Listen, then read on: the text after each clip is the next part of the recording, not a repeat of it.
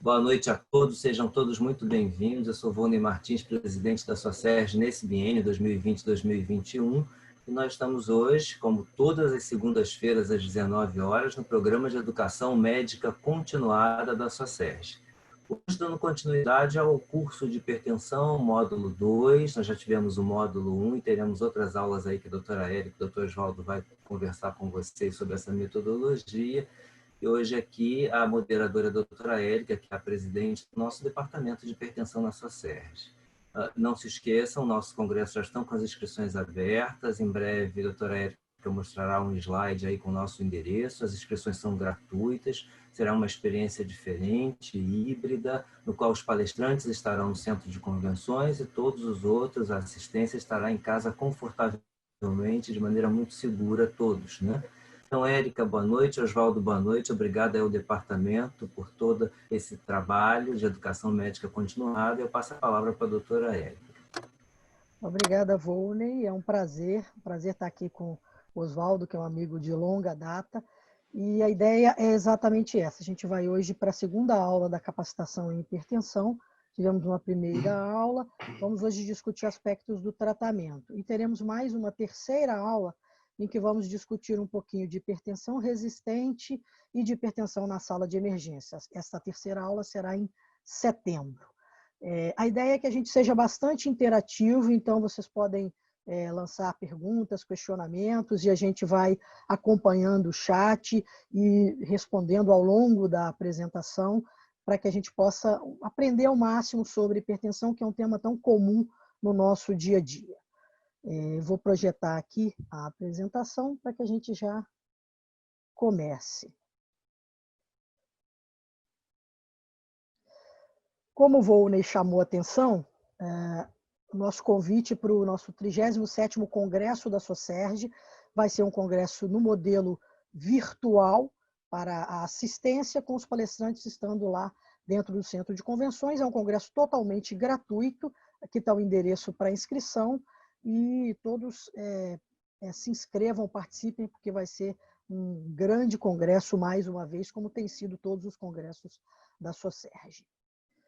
Aqui eu não podia deixar de colocar a nossa diretoria do Departamento de Hipertensão desse biênio 2020-2021.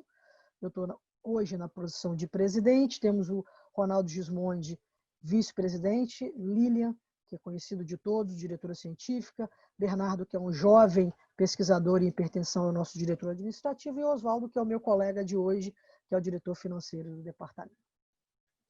Então, a segunda aula, a gente vai discutir aspectos do tratamento farmacológico da hipertensão arterial. Nós vamos ter uma primeira parte de alguns conceitos que a gente vai trazer e vamos depois passar um caso clínico interativo para que a gente possa aplicar esses conceitos de tratamento farmacológico na prática de dia a dia. Primeira informação que eu acho que é fundamental, embora seja do conhecimento de todos, é de que não há dúvidas de que o tratamento farmacológico da hipertensão é capaz de reduzir todas as principais complicações da hipertensão.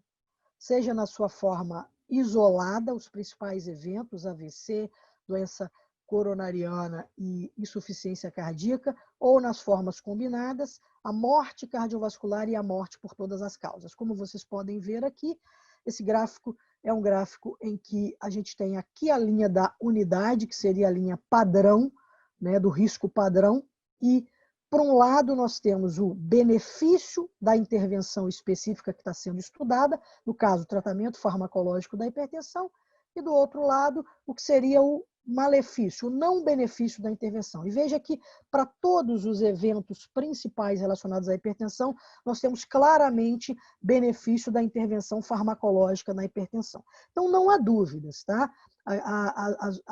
Infelizmente, nos últimos anos surgiram alguns questionamentos por alguns pseudocientistas sobre o tratamento da hipertensão, de que talvez não fosse bem assim. Quando eu chamo de pseudocientista, eu estou falando de um senhor chamado Laí Ribeiro, né, que infelizmente fica na cabeça dos nossos pacientes. Será que eu tenho que tomar remédio mesmo? Será que não é o remédio que causa a minha hipertensão? Não, isso não é verdade. A literatura é clara em mostrar que o tratamento farmacológico da hipertensão reduz todas as principais complicações da hipertensão e muda a morbidade e mortalidade desses pacientes. Agora, a despeito disso, desse conhecimento que todos nós temos esse cenário em termos do tratamento da hipertensão no Brasil. Temos cerca de 36 milhões de brasileiros hipertensos, 1/3 apenas está sob tratamento. E dos que estão em tratamento, apenas 1/3 alcançam o controle satisfatório da sua pressão arterial. Então, a taxa de controle de hipertensão no Brasil ela é baixa. O Registro Brasileiro de Hipertensão foi publicado em 2018, um estudo multicêntrico nacional, mostrou que a gente tem em torno de 25% dos pacientes hipertensos controlados. Então, é muito pouco, né? A gente precisa melhorar isso, porque nós sabemos que a hipertensão é o principal fator de risco para a mortalidade cardiovascular, que é a principal causa de morte no Brasil. Parte dessa dificuldade do controle da hipertensão vem desse conhecimento aqui que muitas vezes não é transportado para a nossa prática do dia a dia. A maior parte dos pacientes vai precisar de mais do que um medicamento para alcançar o controle da pressão arterial. E muitas vezes a gente é resistente, insiste na monoterapia sem que ela consiga colocar o paciente na sua meta de controle. Então, isso é algo que a gente precisa ter na mente. Quando a gente fala de falha no controle da pressão arterial, a gente está falando basicamente de 2 processos. Falha na aderência terapêutica e a chamada inércia terapêutica. Esse é um problema recorrente e importante na hipertensão que tem sido muito combatido e tem sido motivo de preocupação pelas principais sociedades médicas, que é a gente ver o paciente fora da meta e não fazer nada. A gente muitas vezes arranja desculpas para esse paciente fora da meta. Hoje ele esqueceu de tomar, mas foi só hoje. Ele ontem ficou emocionado com 100 mil mortes pelo coronavírus e por isso que a pressão dele não está boa hoje. Ou ele não dormiu bem e a gente vai arranjando desculpas. O paciente arranja desculpas, porque ele também sempre tem uma desculpa. Não, ontem eu tive uma discussão na família, por isso que a minha pressão não está boa. Mas a gente, muitas vezes, como médico também, às vezes arranja desculpa para uma pressão que a gente verifica que não está na meta que aquele paciente deveria estar. E isso é extremamente negativo, porque, olha aqui, esse é um estudo retrospectivo, mas um estudo retrospectivo robusto, com quase 90 mil adultos hipertensos, um follow-up de 10 anos. E os autores mostraram claramente que quando eu atraso o controle da pressão por 1,4 meses, pouca coisa, 1 mês e meio, isso aumenta o risco de eventos cardiovasculares. Então, eu preciso ter em mente que eu não posso dar desculpas para o paciente não estar na meta. Se ele não está na meta, eu preciso claramente identificar o que está acontecendo e tomar uma atitude.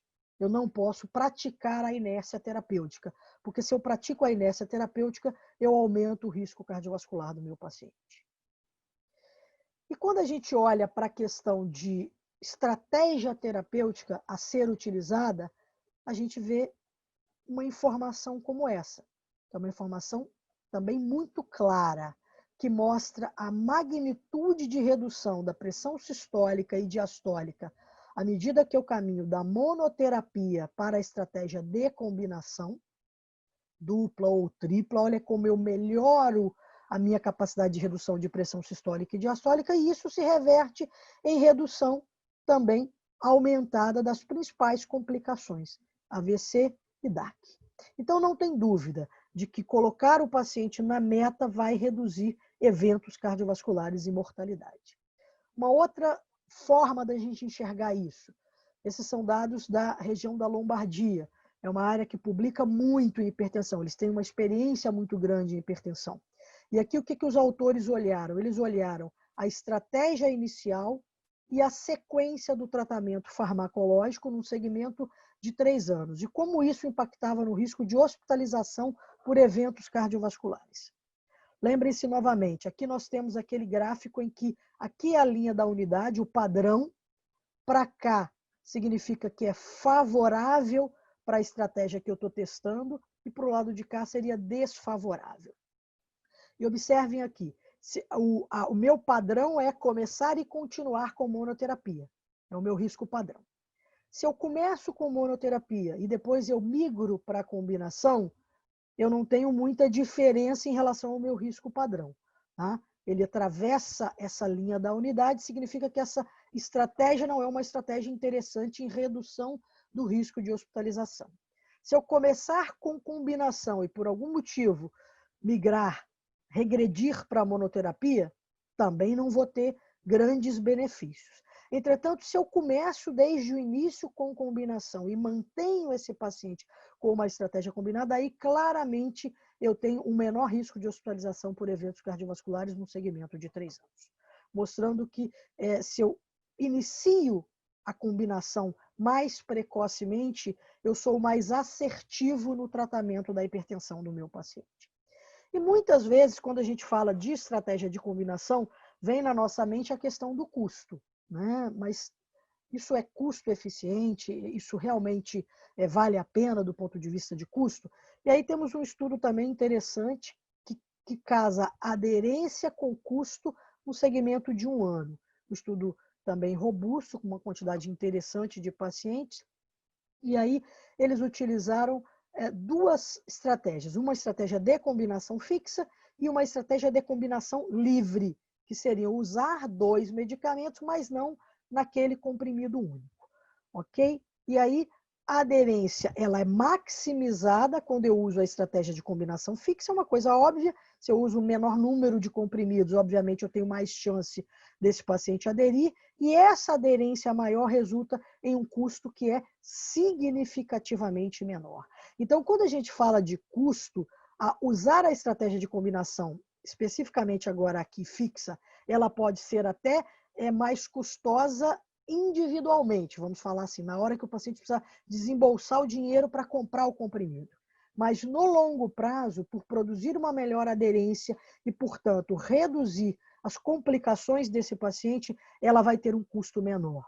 Isso nos faz pensar que, do ponto de vista de saúde pública, seria interessante se pensar em incorporar combinações fixas naquela cesta básica de medicamentos. A gente observou um avanço grande do controle da pressão arterial, e isso pode ser expresso quando a gente olha que a mortalidade por acidente vascular cerebral hoje ela é o 2º lugar no Brasil. Ela já foi, há um tempo atrás, na região norte e nordeste, o 1º lugar. E quando a gente fala de mortalidade por AVC, a gente está falando diretamente de um controle pressórico inadequado. E a gente já conseguiu melhorar essa questão da mortalidade, mesmo na região norte e nordeste. Então, hoje no Brasil, a doença líder dentro das doenças cardiovasculares de mortalidade é a doença cardíaca isquêmica, e o AVC é 2º lugar, mostrando que a gente melhorou o controle da pressão, a despeito daquilo que eu falei no início, que a nossa taxa ainda é muito ruim. E parte disso, com certeza, tem a ver com o advento da farmácia popular, que acessibilizou um arsenal maior de fármacos. Então, do ponto de vista de saúde pública, seria interessante pensar em incluir estratégias de combinação também na nossa cesta básica. O Departamento de Hipertensão da SBC começou a conversar com o Ministério da Saúde sobre isso na era pré-Covid. Houve uma reunião do departamento, na época, com o ministro que era o Mandetta, apresentando a proposição. A gente elaborou um documento que foi solicitado por eles sobre a estratégia de combinação fixa para ser incorporada, mas veio a pandemia e, infelizmente, isso ficou meio que em suspenso. Mas eu acho que é uma conversa que vai ter que existir do ponto de vista de saúde pública no Brasil, para que a gente melhore a estratégia de combinação. E isso casa com o que vem falando as principais diretrizes. Eu estou trazendo aqui o fluxograma de tratamento da 7ª diretriz brasileira de hipertensão, que é de 2016, a 8ª está em produção, e a diretriz europeia de 2018. Esse ano foram publicadas 2 diretrizes novas, a canadense e a da internacional de hipertensão, que acompanharam muito do que está aqui na diretriz europeia, colocando, observem aqui, no fluxograma da diretriz brasileira, que hipertensos de estágio 1 e alto risco, estágio 2 e estágio 3, todos são elegíveis para usar combinação. E aqui, gente, quando o fluxograma da diretriz fala combinação, ele não está dizendo necessariamente que precisa ser a combinação fixa. Tá? Isso é uma conversa a mais, à parte. Ele está dizendo para a gente que esse grupo de pacientes não irá controlar a sua pressão com uma droga apenas. Eu vou ter que usar 2 ou mais drogas. Então, se eu já sei que eu não vou controlar com uma droga apenas, por que eu vou perder tempo começando com monoterapia, tendo que rever esse paciente 4 semanas depois, e aí eu vou descobrir, eu não controlei mesmo a pressão, não. Aí eu vou introduzir a segunda droga. Então, o que a diretriz faz é acelerar esse caminho. Já que eu tenho aquela informação, 1,4 meses de atraso em alcance de metas, eu já aumento o risco do meu paciente. Se eu considero 4 semanas, já é 1 mês. Se eu já sei que eu não vou controlar, por que eu vou perder tempo? Então, hoje, a estratégia de monoterapia, ela está reservada para um grupo menor de pacientes, principalmente os hipertensos de estágio 1 e risco baixo a moderado, ou, como está aqui na diretriz europeia, os pacientes que são os idosos, principalmente os muito idosos e os pacientes frágeis.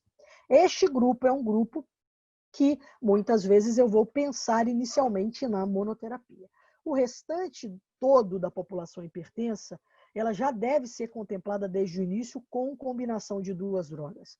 E aí depois eu vou iniciar, se eu não controlo, incorporar uma terceira droga aqui no fluxograma da diretriz europeia e depois a espironolactona. A diretriz brasileira coloca que eu começo com combinação nesse maior volume de pacientes. Se eu não atinjo metas, eu posso ter qualquer uma das 3 opções, de aumentar a dose da combinação, associar uma terceira droga ou trocar a combinação. A diretriz da Internacional de Hipertensão, que foi publicada agora em 2020, ela coloca claramente, inicia com combinação dupla na dose menor dessa combinação. Se eu não controlo, eu faço a dose máxima da combinação. Se eu não controlo, entra o diurético como terceira droga. Então, na verdade, a diretriz da Internacional de Hipertensão, ela coloca que a minha combinação, ela é uma droga inibidora do sistema renina-angiotensina-aldosterona e um antagonista de cálcio. Ela já fixa as classes de fármacos a serem utilizadas. A gente vai falar de classes um pouquinho mais para frente. Então, quando eu falo de atingir metas de pressão, eu estou falando disso daqui, de proteção cardiovascular significa atingir metas rápido. E quando eu falo rápido, nós temos um estudo, que é o estudo Valory, que mostrou claramente para a gente que rápido é esse. O Valory foi um estudo que comparou valsartana contra a amlodipina, tá? Na época do lançamento da valsartana. E a ideia, obviamente, do laboratório, que era o laboratório produtor da valsartana, era mostrar que o produto deles era melhor. Era uma droga nova, mais moderna, era melhor do que a amlodipina, que era uma droga mais antiga. O resultado final do estudo Valory foi que as 2 drogas reduziram igualmente morbidade e mortalidade cardiovascular. E aí eles foram se debruçar sobre esse resultado que era, de certa forma, desfavorável em relação ao que eles queriam mostrar. E o que eles viram era que a amlodipina colocava os pacientes mais rapidamente na meta do que a valsartana. E essa rapidamente era o quê? 3 meses. Em 3 meses, a maior parte do grupo da amlodipina estava na meta e o grupo da valsartana, às vezes, não estava na meta ainda. E essa diferença temporal fez com que a amlodipina equilibrasse o resultado final de vantagem em relação à valsartana e não tivesse diferença lá no final. Embora a gente saiba da importância do sistema renina-angiotensina-aldosterona no contexto da doença cardiovascular, quando a amlodipina colocava o paciente mais rápido na meta, ela ganhava vantagem e equilibrava as coisas. Então, esse atingir rápido, gente, é isso.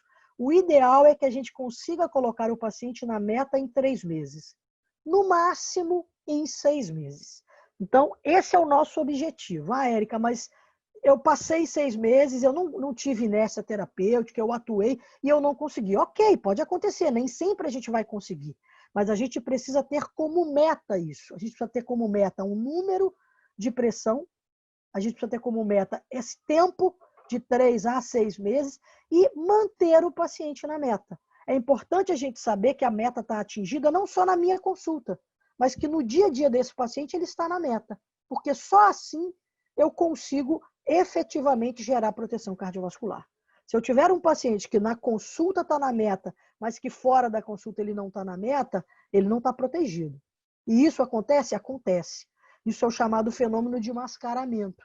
Da mesma forma que eu tenho a hipertensão mascarada, um paciente que no consultório tem uma pressão que parece ser normal, quando eu faço a avaliação ambulatorial por MAPA ou por MRPA, eu vejo que esse paciente tem valores anormais e eu digo que ele tem hipertensão mascarada. Esse fenômeno de mascaramento também existe num paciente hipertenso já diagnosticado e em tratamento. Por isso a gente chama de fenômeno de mascaramento. É o quê? É o paciente que no meu consultório ele parece que está na meta, mas, por exemplo, eu vejo que esse paciente continua fazendo hipertrofia ventricular esquerda. Se ele está na meta, ele não é para fazer hipertrofia ventricular esquerda. Ele não é para continuar tendo proteinúria. Então, isso sinaliza para mim que alguma coisa não está correta aí.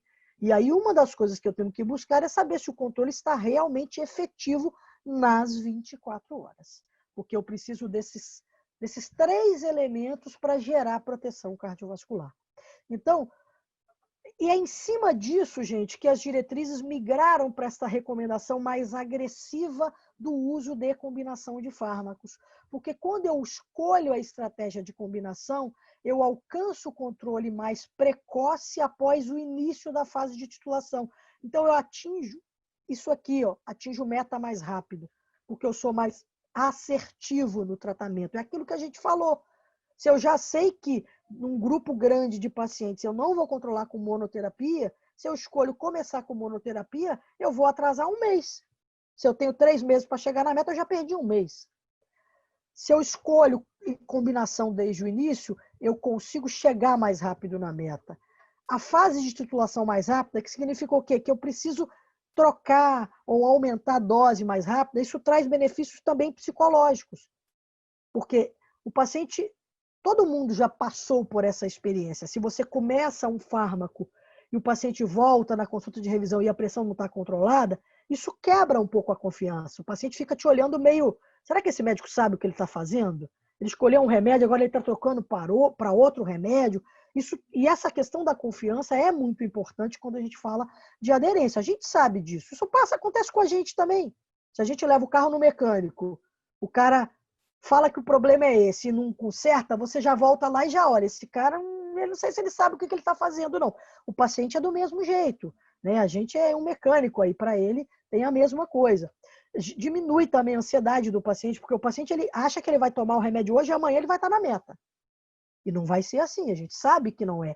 A gente sabe que os medicamentos têm um tempo de ação. Em geral, não é recomendado que você faça mudanças no esquema, a não ser por um efeito colateral, antes de 4 semanas. É o tempo mínimo para você deixar o remédio agir. Então, só que quando você passa 4 semanas, não funcionou, você troca de novo, isso vai gerando uma ansiedade para o paciente.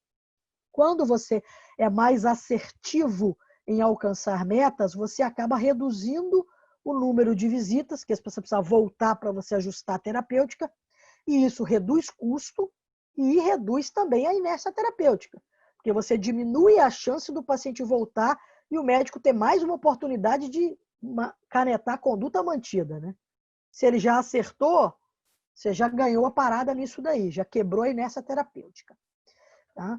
E os pacientes que vivenciam a questão da inércia terapêutica, eles acabam persistindo um prazo maior com a pressão não controlada. E isso a gente já sabe que é ruim. Então, por que as diretrizes têm falado tanto de combinação? Por que ela se tornou a estratégia preferencial? Há um aumento da eficácia terapêutica, há uma redução de eventos adversos, porque muitas vezes você usa drogas de mecanismos equivalentes contra producentes que vão equilibrar. O exemplo clássico disso é o IECA com antagonista de cálcio, que reduz o edema de membros inferiores do antagonista de cálcio. Então, isso acontece. Isso também é uma coisa importante da gente ter em mente quando a gente vai escolher que drogas a gente vai usar combinadas. A gente precisa usar drogas que tenham essa capacidade de se neutralizar em termos de efeito colateral. Você alcança metas de forma mais rápida, por isso resulta em maior eficiência de proteção cardiovascular, que é muito importante em pacientes de alto risco, melhora a aderência terapêutica e acaba tendo redução de custos no final, quando a gente pensa naquilo que a gente falou. Em termos de médio e longo prazo, você vai ter redução de custos por um indivíduo que vai ter menor incidência de complicações. E aí, quando a gente fala de estratégia farmacológica em hipertensão, a gente fala hoje, que está muito claro, que nós temos um tripé do tratamento. E a gente precisa pensar, quando a gente pensa no que a gente vai começar a colocar no papel do receituário, tem que estar girando nesse eixo aqui. Tem que ter uma droga que bloqueie o sistema renina-angiotensina-aldosterona, tem que ter um diurético e tem que ter um antagonista de cálcio, combinados das mais diversas formas possíveis. E como eu disse, muitas diretrizes hoje têm colocado esse eixo do sistema renina com o antagonista de cálcio como o eixo preferencial, inicialmente. Mas isso não é consensual entre todas as diretrizes. Talvez a diretriz da Internacional desse ano foi a que mais claramente colocou isso. Ela coloca no fluxograma dela exatamente. E é Cabra mais antagonista de cálcio. Ela nem coloca duas drogas, ela coloca os dois especificamente, titula a dose dos dois e só depois ela entra com diurético.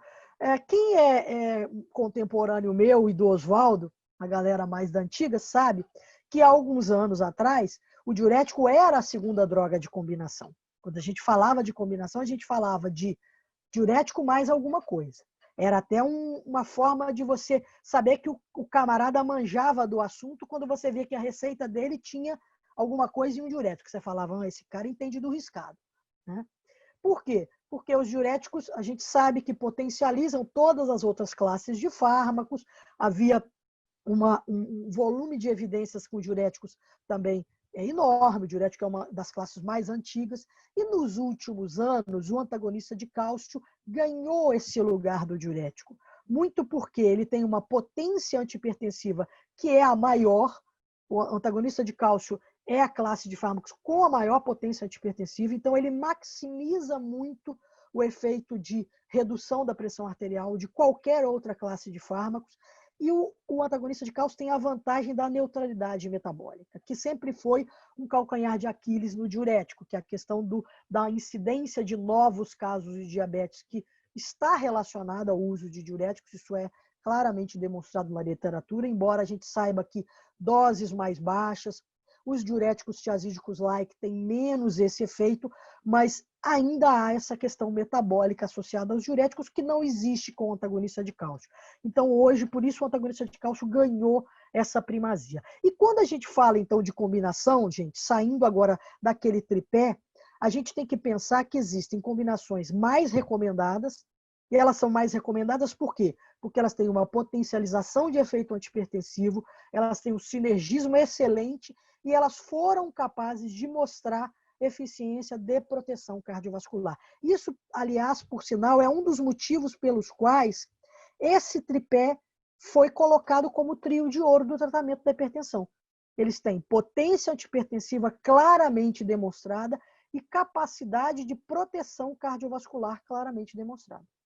Outras classes de fármacos que não estão colocadas aqui, como beta-bloqueadores, os vasodilatadores, simpaticolíticos, falham em alguma coisa, tá? Ou não tem uma capacidade de proteção tão intensa, ou tem uma menor capacidade de redução da pressão. Por isso, não são esse trio de ouro do tratamento da hipertensão. E aí, quando a gente fala de combinação, quais são as mais recomendadas? Porque tem a maior potência e tem a maior capacidade de proteção cardiovascular. Aquilo que a gente falou. Os bloqueadores dos canais de cálcio, de hidropiridínicos de longa duração, com IECA ou com os antagonistas do receptor AT1. Os diuréticos com o IECA ou com antagonistas de receptor AT1. E os diuréticos com diuréticos outros de mecanismos de ação diferentes e também os diuréticos com os antagonistas de canais de cálcio, que ficou faltando aqui. Podem anotar aí na colinha de vocês, que também é uma combinação de mais recomendadas. E aí, depois a gente vem para as combinações que a gente chama de possíveis. Elas podem ser feitas, elas têm uma menor maximização de potência, tá? Ou uma menor ação em termos de efeitos de proteção cardiovascular, mas podem ser feitas. Tá? Tá aqui o diurético com antagonista de cálcio, tá? Como possível, mas ela está nas mais recomendadas também. O estudo, o Creole, que foi publicado ano passado no American College, colocou o diurético com antagonista de cálcio como uma combinação das mais recomendadas, porque foram as duas combinações com antagonistas de cálcio tiveram melhor performance. Diuréticos com beta-bloqueadores específicos, e aqui específicos, leiam-se os beta-bloqueadores de terceira geração. Porque diurético com beta-bloqueador de segunda geração, que é o nosso famigerado atenolol, aumenta sobremaneira a ocorrência de novos casos de diabetes, e o atenolol foi uma droga com uma performance muito ruim em proteção cardiovascular. Os beta-bloqueadores de segunda geração, quando comparados a todas as outras classes de antihipertensivos, reduziram menos 23% a capacidade de proteção contra AVC. Isso é muito grave, gente. O AVC é a principal complicação da hipertensão. Se eu tenho uma classe de fármacos que performa 23% menos contra todas as outras classes de fármacos na proteção contra AVC, não dá para eu pensar, e por isso o diurético caiu da condição de monoterapia, porque ele não protege contra AVC. Se eu escolher qualquer outra classe de fármaco, até mesmo a clonidina, eu protejo mais contra AVC do que o beta-bloqueador. É muito ruim, tá? E os beta-bloqueadores de terceira geração, que a gente coloca aqui como possíveis, porque eles têm a sua propriedade vasodilatadora e, com isso, eles têm essa performance de proteção contra o AVC, a gente tem poucos estudos de beta-bloqueador de terceira geração para hipertensão. A maioria deles foi testado para insuficiência cardíaca. Então, eles são usados no contexto da hipertensão como um efeito de classe dos beta-bloqueadores. Mas a gente não tem muitos estudos de nebivolol, de carvedilol, dedicados à hipertensão. Então, por isso, eles não vão ser nunca fármacos de primeira linha. Porque, para que eles fossem de primeira linha, eles precisariam ser testados especificamente na hipertensão com a capacidade de proteção cardiovascular. E eles não foram. Bloqueadores de canal de cálcio com beta-bloqueadores podem ser utilizados, são combinações possíveis, e os simpaticolíticos com diuréticos. Combinações menos eficazes, tá, gente? Aqui, principalmente, porque elas, muitas vezes, têm mecanismos de ação que são muito parecidos. Então, elas aumentam muito pouco a potência antihipertensiva. E não tem tanto aumento também de proteção cardiovascular. IECA com beta-bloqueador vão atuar ali no sistema simpático, renina-angiotensina de alguma forma, então atuam de forma muito similar, então a maximização de potência antihipertensiva não é tão boa. A mesma coisa com os bloqueadores de receptor AT1 e os beta. Bloqueadores de canal de cálcio não dihidropiridínicos e beta-bloqueadores, porque também tem um mecanismo muito parecido, atuando principalmente no sistema ali de condução, né? E os simpaticolíticos de ação central com beta-bloqueadores também atuam a nível do sistema simpático. Então, são ações muito parecidas com menor potência antihipertensiva. E o que não está recomendado, aqui não dá para fazer. E, infelizmente, a gente vê receita sendo repetida e reproduzindo isso. Isso não é recomendado. Isso é classe 3. Ou seja, isso representa erro médico. Não pode ser feita. Eu não posso combinar duas drogas inibidoras do sistema renina-angiotensina-aldosterona, e é quebrar. Isso não trouxe benefícios de proteção, teve um excedente de efeitos colaterais em eventos e em estudos clínicos. A combinação de beta-bloqueador com os bloqueadores de canal de cálcio não dihidropiridínicos tem que ter muito cuidado, porque elas podem ter efeitos de bloqueio do sistema. Pode ser feita? Pode. Mas a gente tem que ter um pé atrás. Tá? E aqui também as combinações que usam o alisquireno, porque o alisquireno saiu do mercado. Então, você não vai poder usar a combinação com o alisquireno. Ele saiu fora da jogada. Tá? Mas essa daqui, primeira, é a que a gente ainda insiste em ver. Captopril com losartan. Não dá, não pode, não é para usar. Você não está fazendo nada de vantagem para o paciente e você está aumentando o risco dele. O altitude foi interrompido precocemente, em que você tinha combinação dessas duas drogas por um excedente de efeitos colaterais. E o on-target também não mostrou vantagem quando você comparou telmisartana e combinou com o ramipril, não teve vantagem nenhuma e teve mais efeitos colaterais. Então, quais são os princípios da combinação de fármacos? Érica, só um minuto. Não sei se você quer comentar um pouco agora, mas já estão chegando algumas intervenções do pessoal. Pode mandar, pode mandar. Eu acho que de repente, é um momento legal da gente discutir algumas coisas. Pode mandar. Então, vamos lá. Doutor Rolando. Doutor Rolando está buscando discutir qual é a medicação de primeira linha na insuficiência renal crônica. Essa é uma pergunta bacana, né? Essa é boa. quer dizer, que não é uma situação rara no dia a dia, não. Não sei o que você pensa, não, Érica, mas quer dizer, insuficiência renal crônica depende do momento em que o indivíduo está, né? Quer dizer, ou é um renal crônico sob tratamento convencional, ou seja, tratamento não dialítico, né? Ou renal crônico já sob tratamento substitutivo, né? Em ambos, eu acho que os IECA ou os BRAs são drogas interessantes. O único momento, e aí, Érica, vamos discutir, eu acho que o único momento em que o IECA ou o BRA, na insuficiência renal crônica, seja obrigatoriamente uma droga que deva ser muito observada é naquele paciente exatamente com clearance limítrofe. Aquele paciente com clearance em volta de 30, que é o paciente que ainda não está dialisando, mas que corre risco de dialisar. Então, o IECA ou o BRA, nesses indivíduos com essa faixa de clearance, deve ser muito monitorizado, ou de preferência não utilizado. Quer dizer, mesmo os pacientes com disfunção renal, com clearance não próximo dessa faixa de diálise, e até mesmo os pacientes com insuficiência renal já em terapia substitutiva, eu acho que ainda os IECA ou os BRAs são drogas que devam ser utilizadas exatamente pela sua característica de proteção renal. O risco é um paciente limítrofe de diálise, que o IECA ou o BRA podem jogar esse paciente para a faixa de diálise enquanto ainda não o são.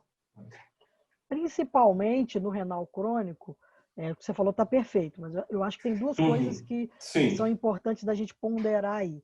Primeiro, se esse paciente tem ou não tem albuminúria, né? Sim. Se esse paciente tem albuminúria, o IECA ou BRA, ele vai ser a primeira linha, você só não vai utilizar exatamente se você não conseguir utilizar, né? E os dois grandes limitadores são exatamente o que você falou, a creatinina e o potássio. E às vezes esse doente nem piora a creatinina de forma limitante, porque a gente tem ali 2,5, 3, os néfros ainda seguram. Quando começa a ultrapassar, ou quando sobe mais do que 30% em relação ao basal, eles já começam a pedir para você segurar, né, a história do IECA ou BRA, e é o potássio. Às vezes o paciente nem piora tanto a creatinina, mas ele sobe potássio e te limita a usar. Né? Então, aí você não vai poder utilizar por uma limitação realmente do paciente, e é uma pena porque ele vai perder uma proteção importante. Né? E a questão e isso principalmente você vai ver no paciente também com nefropatia diabética. Né? O diabético, também é um outro grupo, né? que se beneficia sobremaneira do uso das drogas bloqueadoras do sistema renina-angiotensina-aldosterona. Então, o que a diretriz coloca é exatamente isso. Se o paciente não tem albuminúria, se é um paciente com doença renal, mas é não albuminúrico, você poderia lançar mão de qualquer classe de fármacos. Agora, se o paciente tem albuminúria, ou se o paciente tem uma insuficiência renal diabética, aí uma droga bloqueadora do sistema renina-angiotensina é obrigatória. Você só não vai utilizar se não for possível com esses dois fatores aí que são os grandes limitadores. Né?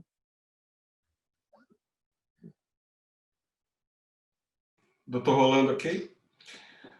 Doutor Luan ressalta o seguinte, interessante, IECA ou BRA, mais bloqueador de canal de cálcio. Isso é igual, isso é a mesma coisa que dizer que não há mais supremacia do IECA e do BRA? Não. Que legal. Luan, essa sua pergunta é fantástica. Que legal. Mas isso aí seria uma quarta aula da capacitação. Com certeza. Tá? Isso é um questionamento que a gente eu particularmente venho trabalhando essa discussão bastante nos últimos anos, porque para mim não resta dúvida de que claramente você tem um volume de evidências que mostram que o IECA é superior ao BRA. O BRA, na minha visão, ele é alternativa na impossibilidade de usar IECA. Esse é o meu pensamento, porque as evidências de literatura mostram claramente isso. Mas, infelizmente, as diretrizes insistem em colocá-los como uma equivalência. A única diretriz que não coloca assim é a diretriz canadense. Se você pegar a diretriz canadense desse ano que saiu, ela claramente sinaliza em muitos momentos com nível de evidência diferente para as duas classes, colocando o IECA como um A e os BRAS como um B em termos de nível de evidência. E coloca claramente que a preferência é para o IECA e que o BRAS será utilizado num paciente que não possa usar IECA ou que faça efeito colateral. Esse é o meu pensamento também. Tá? Então, assim, se eu tivesse o poder de decisão da diretriz, eu colocaria claramente, porque a gente tem evidências muito claras disso.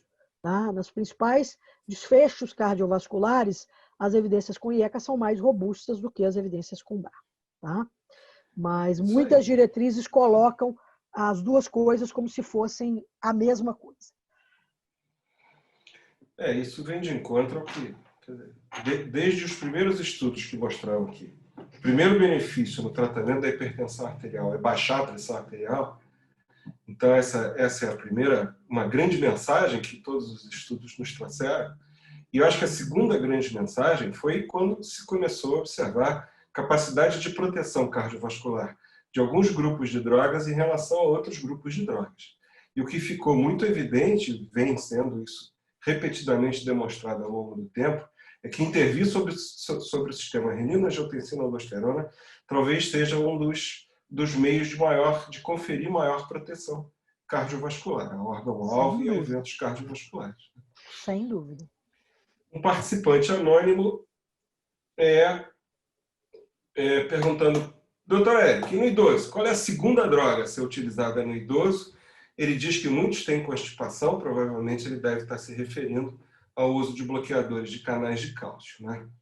Isso, provavelmente. Se nós formos para a literatura, talvez os principais estudos dedicados à população idosa são estudos que tinham o antagonista de cálcio e o diurético como as drogas de maior efeito, principalmente quando você fala de hipertensão sistólica isolada, né? Então, se a gente for pensar em o que a literatura nos traz, talvez essas seriam as duas classes preferenciais para os indivíduos idosos. Mas as diretrizes, de um modo geral, não especificam essas classes direcionadas para o idoso. Tá? Está aberto para o idoso qualquer classe de fármacos. E talvez o pensamento seja muito mais do que no idoso na questão da hipertensão sistólica isolada. Porque aí sim, você tem evidências mais robustas com essas duas classes de fármacos, porque elas têm uma potência mesmo de redução de pressão arterial interessante. Tá? E no idoso, o segredo maior é a gente ter um pouco eu acho, de calma. Né? A gente não pode deixar de tratar porque ele é idoso. Eu acho que isso é um erro. Tá? E o Hivett mostrou isso muito bem. Tá? Tem uma análise do Hivett em que eles mostram que os pacientes que ingressaram no estudo, o Hivett era um estudo de droga contra placebo. Tá? Então, os pacientes ingressavam no estudo, passavam por um período de washout, ou seja, em que era retirado a droga que eventualmente eles estavam em uso, os pacientes que vinham de uso de algum fármaco, e depois eles eram randomizados, ou para um braço com droga, ou para um braço de placebo. Então, você tinha no Hivett um idoso que não tinha o diagnóstico de hipertensão e não fazia tratamento, e podia ser linkado no braço droga ou no braço placebo. E você tinha também um idoso que já fazia tratamento e que, ao ingressar no estudo, poderia ser jogado para o braço placebo. Então, era uma pessoa que fazia tratamento e deixa de fazer tratamento. Então, e o que o Hivett mostrou?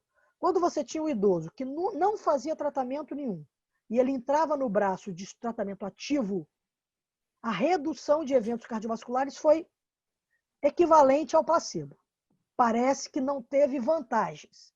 Entretanto, se você pegava aquele indivíduo que já fazia tratamento e acabou sendo jogado no braço placebo, ou seja, você parava de tratar porque ele ficou muito idoso, esse cara morreu mais. Então, no idoso a gente tem essas duas coisas, tá? A gente não pode, eu acho que a mensagem para mim que eu tiro disso daí é, eu não vou deixar de tratar só porque ele está velho. Ele vai merecer tratamento da mesma forma, só que eu vou ter que ser mais cuidadoso. Eu sei claramente que reduzir a pressão abaixo de 160 faz uma diferença. A partir daí, o quanto eu vou reduzir, isso ainda não está claro. Então, o quanto eu vou ser agressivo no idoso.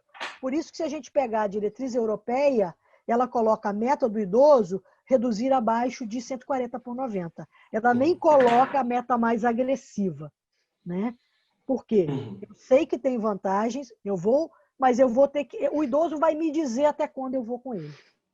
E aí isso vai ter a ver com a própria performance dele, quando eu começo a reduzir pressão, se ele não vai ter queda, se ele não vai ter alteração de déficit cognitivo, se ele não vai ter uma queda muito intensa da diastólica que vai me limitar. E aí eu vou ter que entender... Né? Exatamente, eu vou ter que entender até onde eu vou. O idoso que me permitir ir até a meta que eu trabalho com o adulto não idoso, ótimo, ele vai ter benefício. Mas se ele não me permitir, eu vou saber que eu vou ter que chegar até onde ele me permitiu. Acho que a grande diferença do idoso que eu enxergo é essa, muito mais do que se tem alguma droga preferencial. É eu não deixar de tratar, mas eu ter cuidado. Vamos lá, Érica. Tem uma lista grande aqui. Tem uma lista grande. Deixa só a gente encerrar esse trem de perguntas aqui rapidamente. Então encerra. Drogas na amamentação, Érica. Tem uma lista gigantesca. Eu não vou conseguir falar todas mas aqui. Mas os IECAs e os BRAs, eu acho que continuam sendo drogas de uso seguro, né? Podem, tem alguns IECAs que não podem. Sim. Eu prometo para vocês fazer um negócio que eu acho que pode ser mais fácil. Eu vou enviar para a Socerge um PDFzinho com todas as drogas permitidas na amamentação. Pode ser? E eles disponibilizam nos canais da Socerge, porque tem muita coisa, tá? Metildopa pode, diurético vai poder, alguns betas podem, alguns IECAs podem, mas tem coisa dentro da classe que não pode, tá? Então eu mando para vocês. Prometo que eu mando para vocês. Bloqueio de cálcio que causa menos edema. Era tão bom, né? Quer dizer, existem algumas apresentações da amlodipina aí, a levoamlodipina, a lefcanodipina. Eu sou suspeita para falar, porque eu não tenho essa quantidade de edema com a amlodipina que o pessoal tem. Eu falei que eu falo isso toda vez que surge essa pergunta e eu acabo não fazendo, que eu ia fazer um trabalhinho de taxa de edema na minha prática. Eu não tenho muitos pacientes que eu tenho que suspender por causa do edema. Tá? Eu consigo negociar com o paciente.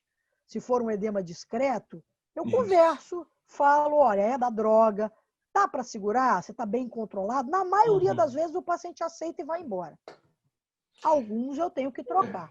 E aí tenho tido algumas experiências interessantes com esses antagonistas alternativos, como o Oswaldo falou, a levoamlodipina, a lercanerdipina, às vezes tem uma experiência bem interessante com a manidipina, com a lercanerdipina, com pacientes que tiveram edemas importantes com a amlodipina e que eu queria fazer antagonista de cálcio, porque o controle da pressão estava difícil, e falei, vamos testar, vamos ver se dá. E segurou bem, tá? Então, assim, classicamente, esses antagonistas de cálcio de terceira geração parecem ter menos edema de membros inferiores. Custo muito alto, né, Érica? Efetivamente, a gente não pode usar alto exatamente, de forma populacional. Público, às vezes você não consegue utilizar. Losartan maior do que 100 miligramas. Para hipertensão, não, né? A dose máxima do Losartan na hipertensão é 100 miligramas. Né? Existem estudos para insuficiência cardíaca de até 150 miligramas, mas para hipertensão, eu acho que é aí mesmo, a gente para aí. Depois, com mais calma, a gente vê um paciente com estenose aórtica, hiponatremia, enfim. Edema, isso daí, edema Paciente com edema e uso de beta-bloqueador, qual é a conduta? Acho que você já comentou, né? Quer dizer, é sempre saudável ter um IECA associado, né? Diminui muito Edema com a protagonista de incidência. cálcio? É isso. Bloqueador, Se isso for aí. um edema incapacitante, você não vai ter jeito, você vai ter que trocar, Uhum, porque se você não trocar, o paciente não vai tomar. Então não adianta insistir, uhum.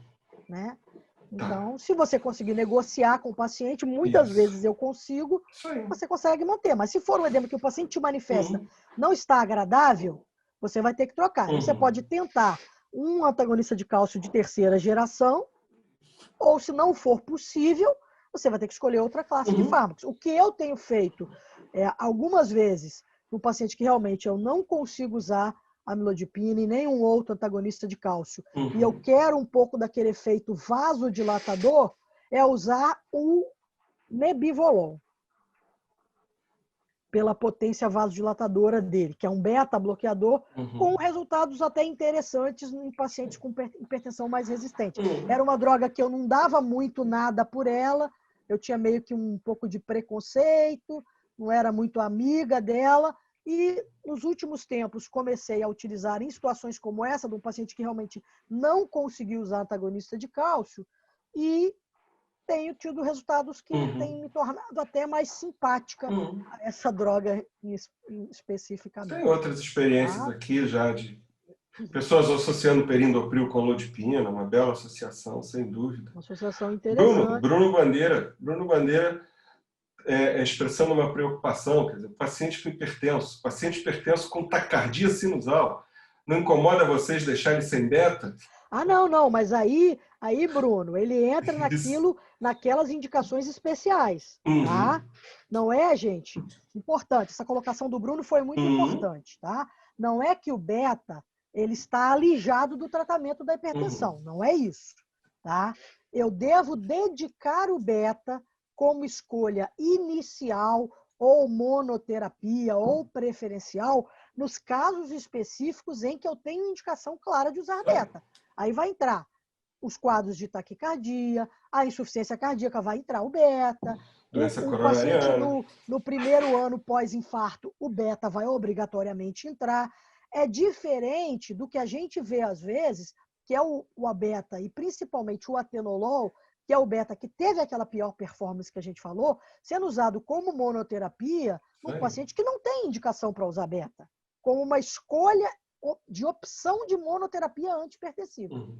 Aí é que está o problema, tá? Não é que o beta não possa ser utilizado, não é isso não. Mas é saber aonde ele pode ser utilizado.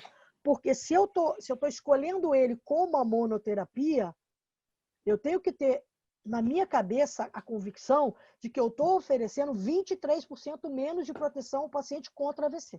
Porque isso está na literatura. Vou tocar, Tá? Érica. Bora. Senão você não consegue E senão terminar a nós não vamos tocar o apresentação. caso clínico, nós nem vamos conseguir quase, Toca né? lá, amigo. Qualquer coisa a gente aborda o caso clínico e segue respondendo, não tem problema. Né? Então, os princípios da De repente é combinação. uma opção. Né? Uhum. Pode ser, porque nós já estamos chegando a 1 hora, É isso de aí. repente a gente toca com pergunta da galera e Vamos deixa o embora. caso clínico para uma outra sessão. Tá? Princípios da combinação. Então, hipertensão de estágio 2 e 3, hipertensão de estágio 1 de alto risco ou qualquer falência da monoterapia. Faz muito sentido. Usar mecanismos sinérgicos, aquilo que eu falei, não é para usar. O ano passado, porque eu coleciono, né? O pessoal fica me mandando. Eu tenho uma coleção de receitas bizarras. O pessoal me manda. Eu comecei a recebi umas 4 em sequência. Atenolol e carvedilol. Aí outro me mandou, atenolol e carvedilol. O terceiro me mandou. Eu falei, será que saiu algum estudo dessa combinação e eu não estou sabendo? Fui até no PubMed e joguei para ver. Não dá, né, gente? 2 beta-bloqueadores? Não estou nem falando do beta, o coitado do beta que eu meti tanto malho aqui. Mas não são 2 mecanismos cinéticos. Você está usando 2 vezes a mesma coisa. Não faz sentido nenhum você combinar 2 drogas com o mesmo mecanismo. Precisa ter sinergia de mecanismo. Tanto é aquilo que a gente mostrou. As combinações menos eficientes são aquelas que atuam mais ou menos no mesmo sistema, porque a potencialização do efeito antihipertensivo vai ser muito menor.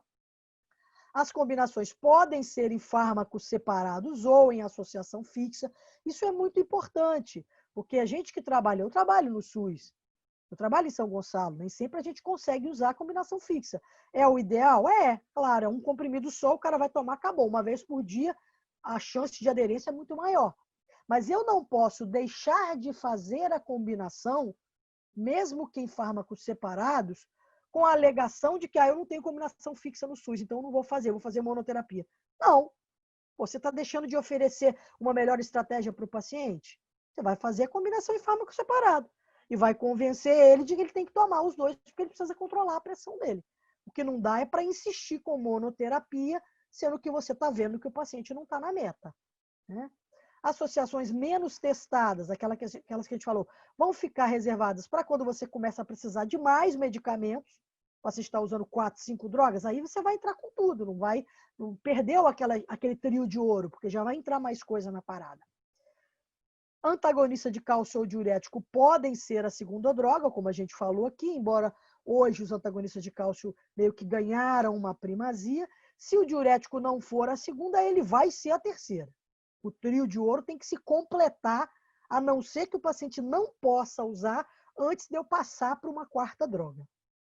A espironolactona é a quarta droga preferencial, isso a gente tem uma série de estudos na literatura que mostram como ela maximiza o efeito do esquema terapêutico anterior. Se eu não puder usar a espironolactona, clonidina e beta-bloqueador. Então, hoje, gente, beta-bloqueador, ele está linkado como quarta ou quinta opção na estratégia terapêutica de hipertensão, a não ser naqueles cenários especiais que a gente comentou aqui.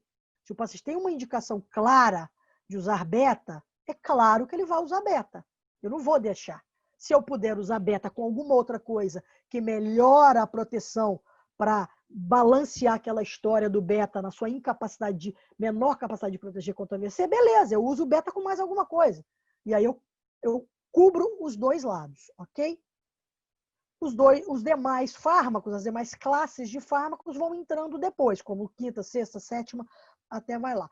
Beta-bloqueador e diurético juntos, eu tenho que lembrar da ocorrência de mais casos de diabetes. Então, aí, os betas mais modernos, os novos, por não ter esse custo metabólico, pode ser a estratégia mais interessante, se eu vou combinar beta com diurético, e IECA e BRA, para quem não é do Rio, todo mundo aqui é do Rio, né? Vai parar lá em Bangu, fazer parceria com o Edmar lá em Bangu, porque não pode, é erro médico, tá? Não dá para fazer. Oswaldo, vamos Érica, tem muita pergunta aqui. Eu acho que tem muita pergunta aqui. Isso, vamos de repente, eu acho melhor a gente vamos tira o quadro clínico, que vai ser respondendo as perguntas mesmo. Vamos embora. É isso aí. Já tem bastante gente comentando aqui do perfil metabólico menos desfavorável da indapamida e da clortalidona, ok. Tem uma coisa interessante que eu acho que vale a pena aqui. Assim, valsartana 2 vezes ao dia para hipertensão Valsartana 2 vezes ao dia? Não, mas não faz sentido usar a valsartana 2 vezes ao dia. A valsartana é uma droga com relação vale-pico para uso de uma tomada diária. Se você passa a dar 2 vezes ao dia, a gente sabe que quanto maior o número de comprimidos usados, menor a aderência. Uhum. Se eu vou usar 2 vezes ao dia, eu só vou comprometer a aderência terapêutica e não vou ter vantagem nenhuma.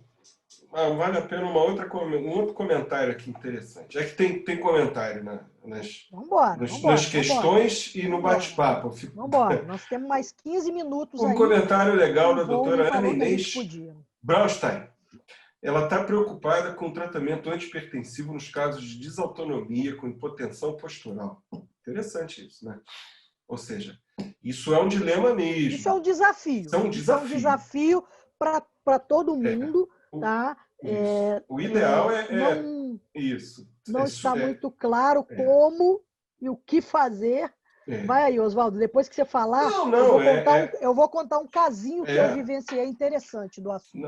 O ideal é você atenuar o máximo possível a desautonomia e o máximo possível a hipotensão postural e tratar a hipertensão de forma convencional. Evitar drogas, né, que sabidamente interferem nisso, né, diurético, os bloqueadores alfa, né, o paciente lá que vai tomar a sua medicação para próstata, levanta de madrugada e cai com com os bloqueadores alfas, o efeito de hipotensão postural não é raro, é frequente.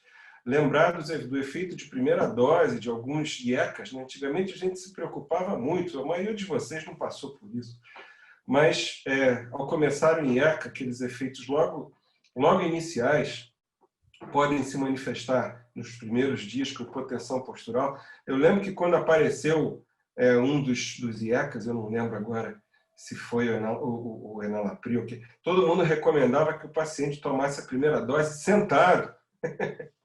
Isso está na história da medicina, pessoal. Enfim, então, em relação à hipotensão postural, eu acho que medidas, né, contenções mecânicas, né, usar meia elástica, estar sempre bem hidratado, cuidado não se alimentar, não se levantar, enfim, é complicado. Né? Quando a desautonomia primária, é complicado. Tem que procurar tratar da desautonomia, o que por si só também já é um desafio. Né? Então, atenuar a desautonomia o máximo possível e tratar a hipertensão da maneira tradicional, evitando as drogas que sabidamente potencializam o efeito da hipotensão postural. Isso aí que o Oswaldo falou. O diurético tem que ser usado com cautela. O próprio antagonista de cálcio, pela potência vasodilatadora, você vai ter que usar com cautela. E aí é aquela situação, porque a gente observa muita desautonomia no idoso, diabético também, né? Mas o idoso eu acho que a gente vê com mais frequência. É aquilo que eu falei, você às vezes vai precisar aceitar ser menos agressivo no tratamento da pressão, porque você vai precisar equilibrar risco-benefício. Mas isso é diferente de você aceitar um paciente fora da meta por inércia terapêutica. Uma coisa você tem um paciente idoso, você reduziu pressão, está reduzindo, está tentando colocar esse paciente na meta, que seria a meta idealmente proposta, e ele ou faz sinais para você de hipotensão postural, ou ele faz uma redução muito intensa da diastólica, e você interrompe e deixa a sistólica dele um pouco mais alta, vamos dizer assim. Mas eu não coloquei ele na meta. Mas é diferente porque você precisa equilibrar risco-benefício. De você ver o paciente fora da meta e não fazer nada para colocar esse paciente na meta. E quando a gente fala de desautonomia, tem um outro cenário da desautonomia que eu tive uma experiência interessante o ano passado. Eu atendi um paciente que era um paciente renal crônico, ele estava sendo preparado para o transplante e não conseguia fazer o transplante por uma hipertensão que não controlava. E aí veio encaminhado para mim na clínica de hipertensão do CIACOR, por uma colega, para ajudá-la nessa melhoria do controle da pressão. E a gente começou a manejar o paciente, e o paciente, curiosamente, chegou para mim usando uma estratégia que estava bem colocada, a estratégia da colega, já estava usando 5 drogas, a 5ª droga era um beta-bloqueador, ele estava usando o carvedilol, numa dose alta, ele usava 100 miligramas por dia, era um paciente que não tinha mais de 85 quilos, então, quer dizer, ele estava usando a dose até superior, se a gente pensar no contexto da insuficiência cardíaca, do que seria a dose recomendada, e mesmo assim ele era taquicárdico, assim, taquicárdico no sentido de um paciente usando beta, usando 100 miligramas de beta, ele batia entre 70 e 80. Isso me chamou a atenção desde o início, né? Esse cara tem um componente simpático importante. E aí o paciente fala para mim que ele tinha hipertensão ortostática. Doutora, quando eu levanto, a minha pressão sobe. Quando ele falou isso, eu falei, eu nunca ouvi falar disso. Esse cara... Aquele negócio que você não acredita no paciente, né? Entrou por um ouvido, saiu pelo outro. Falei, tá, vamos conversar de outras coisas e tudo. E ficou aquilo. Fui para o Congresso Europeu de Hipertensão, estava olhando lá a grade, aí vejo uma grade de desautonomia, era no último dia do congresso. Falei, vou lá assistir isso. Primeira palestra, hipotensão ortostática. Segunda palestra, hipertensão ortostática. Eu falei, cara, não é que o negócio existe mesmo? E aí era um cara australiano, que é o cara no mundo, é o centro que mais estuda o assunto, e era um tema recente. O cara colocava, você não tem nem a definição clara ainda de como você conceitua isso. Então, eles estão utilizando o mesmo conceito da hipotensão ortostática, dos 20 milímetros, só que o aumento de 20 milímetros na mudança de posição.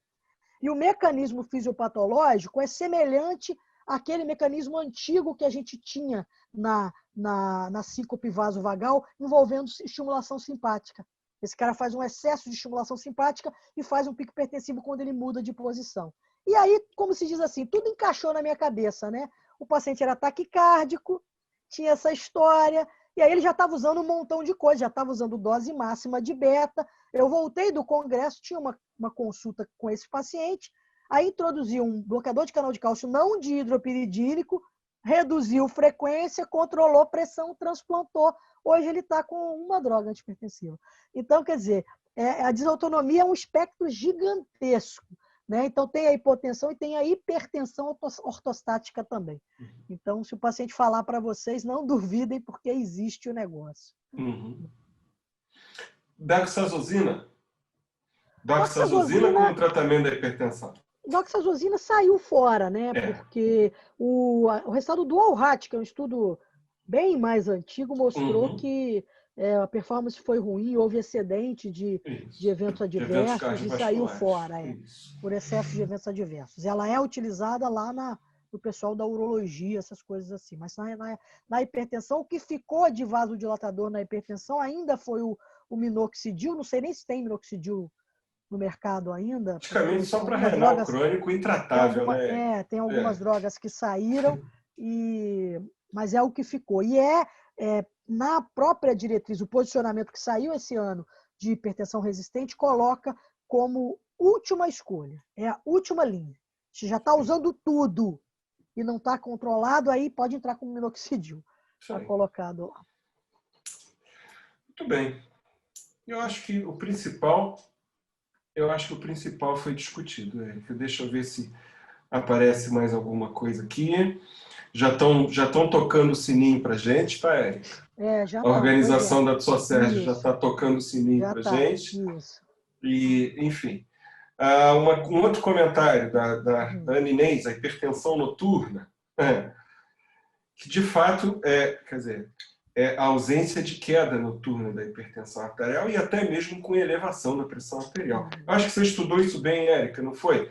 No momento que você estava estudando a apneia do sono? Isso, tem 2 cenários aí, né? A gente tem o contexto do paciente que é hipertenso, que tem um componente noturno mais importante, e isso a gente observa, os pacientes de mais difícil controle, a gente vê isso, né? Eu vejo muito no ambulatório aqui do CIACOR isso. Os pacientes fazem uma piora do controle pressório que a partir de final da tarde ali eles começam a fazer pico hipertensivo.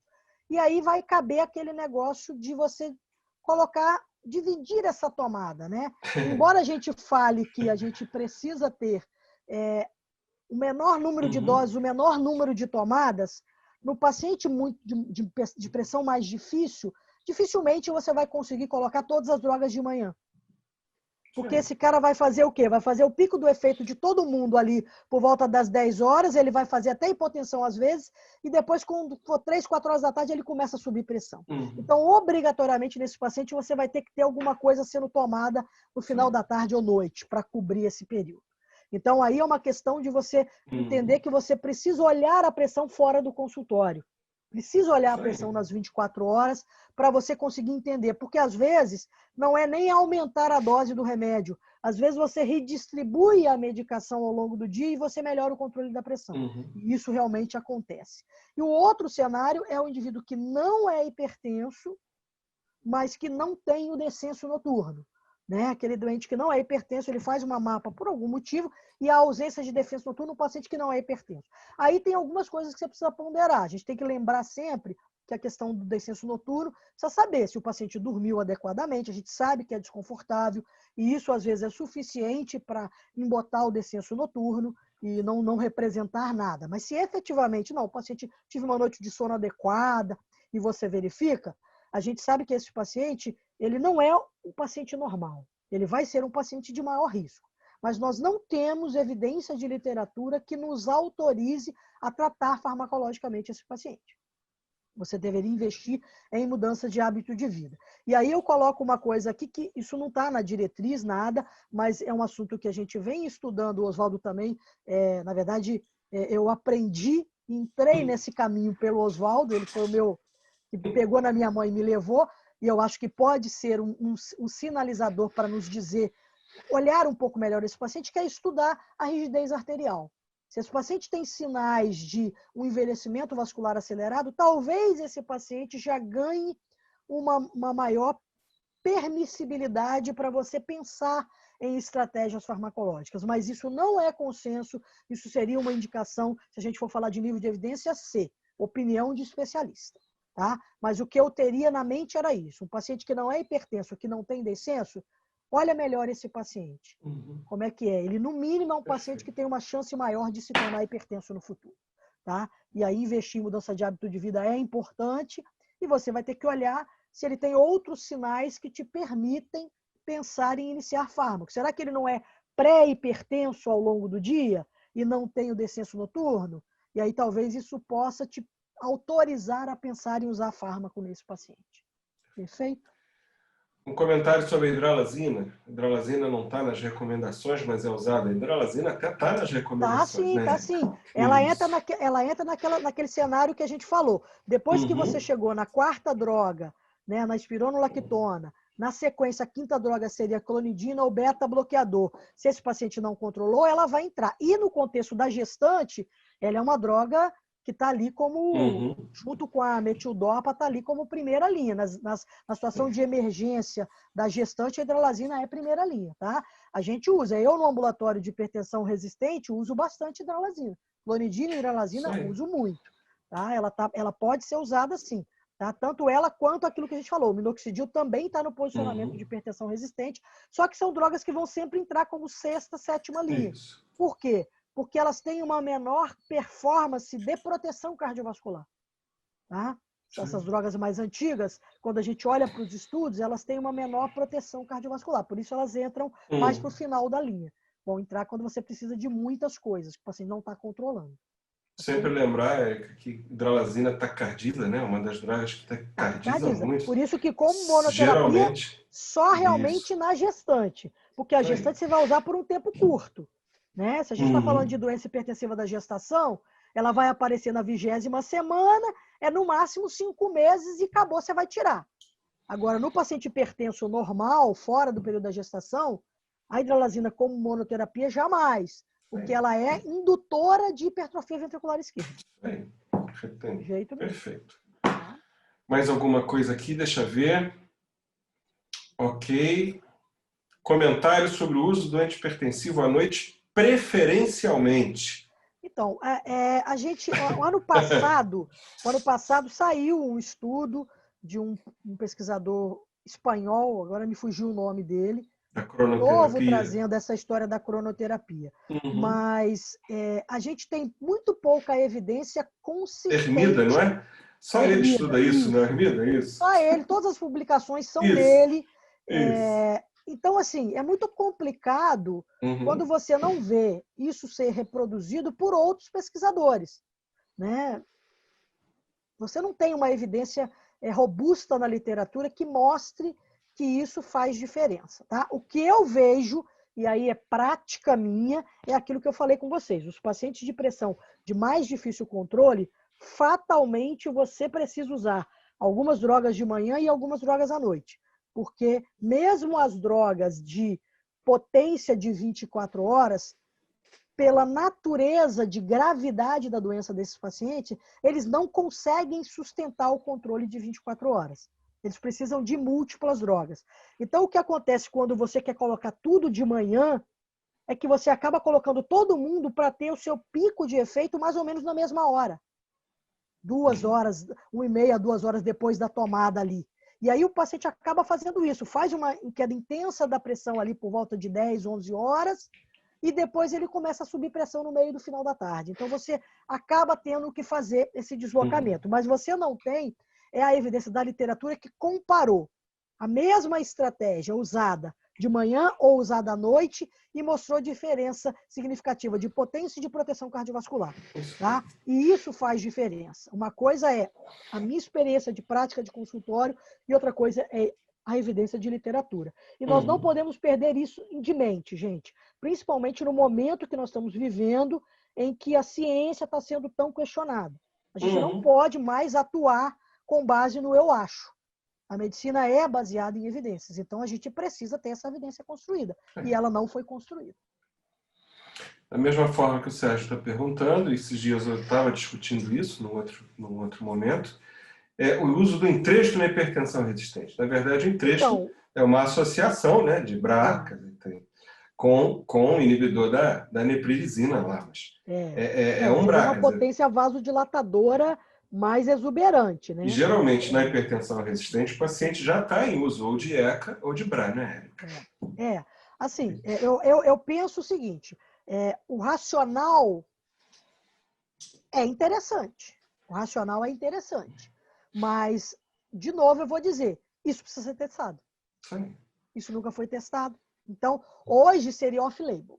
E para você usar, se você escolher, eu estou dentro da universidade, eu quero começar a fazer uma linha de pesquisa nisso.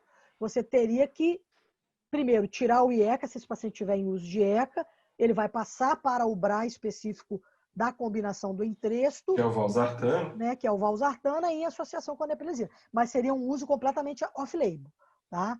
Não é. O Vônei já vai expulsar a gente da sala. Tá quase, já tem sininho de novo aqui. Agora não foi o sininho, não, já foi o presidente. Ele já veio aí, sai que já acabou. Olha, perfeito. Tem que deixar sempre o gostinho de quero mais. Então, como esse é um curso que tem vários módulos, Oswaldo e Érica, temos que deixar sempre esse gostinho de quero mais, saber que esse curso continua, igual aqueles filmes, né? Continua. Tem a terceira. E o ano que vem, já tô aqui colocando para o Vônei, como eu ainda estou na presidência, vai ter a opção 2021. A gente faz de novo.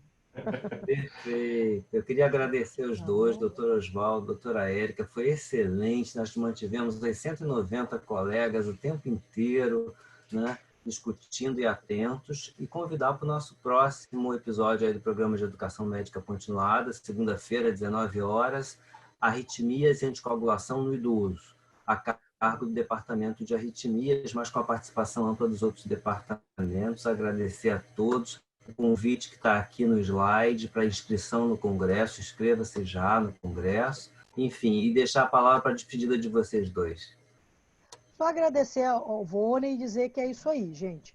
A gente vai ter a terceira aula ainda e eu vou mandar para a Socerge aquele negócio da amamentação que eu prometi, tá? E aí vai subir para as redes sociais, tá bom? Para ficar disponível para todo mundo. Deixar um abraço a todos. Érica, sempre aprendo quando ouço você falar em hipertensão e vejo. Vônei, deixa um abraço a todos da Socerge, deixa um abraço a todos os participantes. Todos tenham uma boa noite. Obrigado. Boa noite a todos, obrigado pela audiência.